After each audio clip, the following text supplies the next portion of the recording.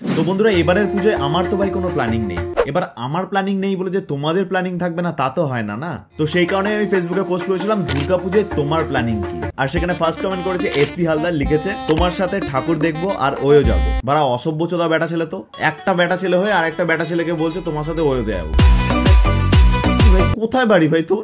Next comment করেছে পারমিতা।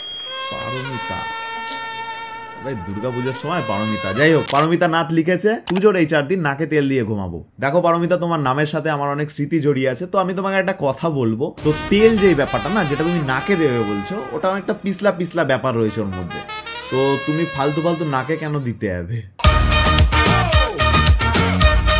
সোনাই লিখেছে ঘরে পদ উল্টে ঘুমাবো। ওয়াও, মানে সরি, মানে দেখো পদ উল্টে ঘুমাবে মানে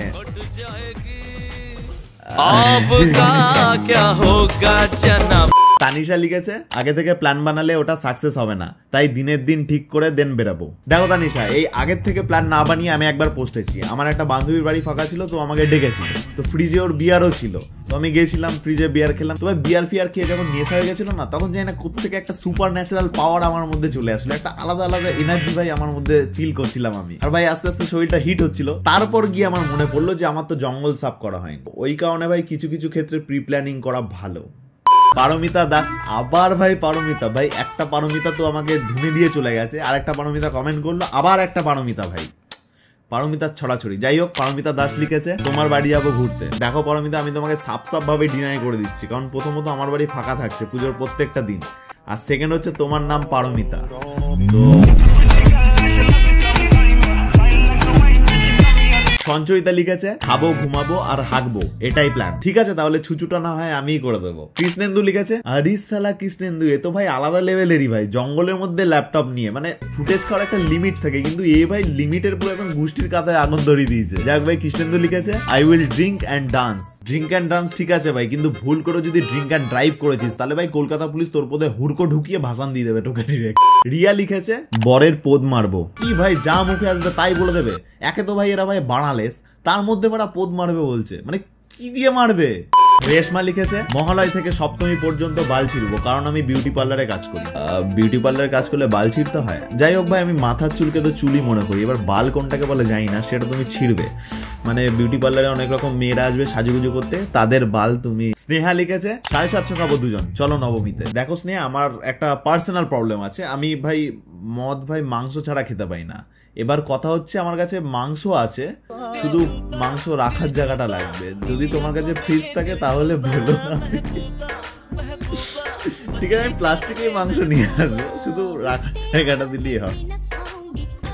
অনন্যা লিখেছে তোমায় বাড়িতে ডাকবো আর বাকিটা ইতিহাস। ইতিহাস তো ভাই হওয়ার কোনো চান্সই নেই, কারণ যদি কিছু হয় সেটা একমাত্র বায়োলজি হবে। জুই সরকার লিখেছে ওই তো যাবো তোমাকে নিয়ে, 30 টাকাটা তুমি দিও আর আমি বাকাডি লেমনের টাকাটা দেবো। দেখো ভাই, আমার মনে হয় বাকাডি লেমনের প্রাইস হচ্ছে 970 সামথিং, তো আর 30 টাকা দিয়ে মেহরবানি করে একবারে হাজারি কমপ্লিট করে দিও, আমি না হয় তার বদলে তোমার গা টিপে দেবো।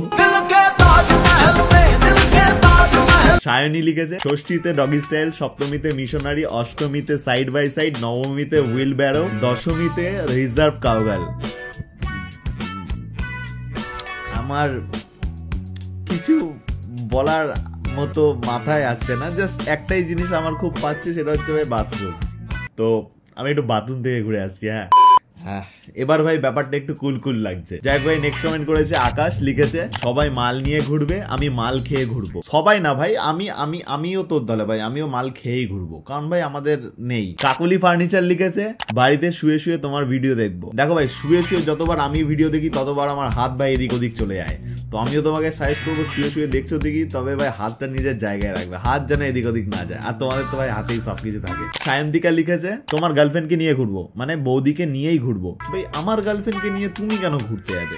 মানে তুমি কি লেসবো? আর তার থেকে বড় কথা ভাই আমার গার্লফ্রেন্ড নেই ভাই। এরকম বলতে হয় ফলোয়ার্স মেনটেন করার জন্য। অলিভিয়া লিখেছে তোমার সাথে ঘুরতে যাবো, বরকে বলবে না কিন্তু। না আমি বরকে বলবো না, আমি তোমার সাথে ঘুরতে যাবো, গিয়ে তুমি আর আমি একসাথে একটা সেলফি তুলবো আইসক্রিম খেতে খেতে, সেটা ভাই তোমাকে পাঠাবো, পাঠিয়ে বলবো যে তোমার বরকে পাঠাবো, নাকি তুমি 500 দেবে। যদি 500 না দিয়েছে তখন ভাই পাঠাতেই হবে, কিছু করার নেই। মিষ্টি লিখেছে বৃষ্টি হবে বাড়িতে থাকবো। এ ভাই মিষ্টির জন্মানোর সময় ভাই ওর মুখে কেউ মধু দেয়নি ভাই, উল্টো পাল্টা কথা, আগে থেকেও জেনে বসে আছে যে ভাই পুজোর দিন বৃষ্টি হবেই, যদি বৃষ্টি না হয়েছে না তাহলে তোমার মিষ্টিতে ভাই পিঁপড়ে পড়বে।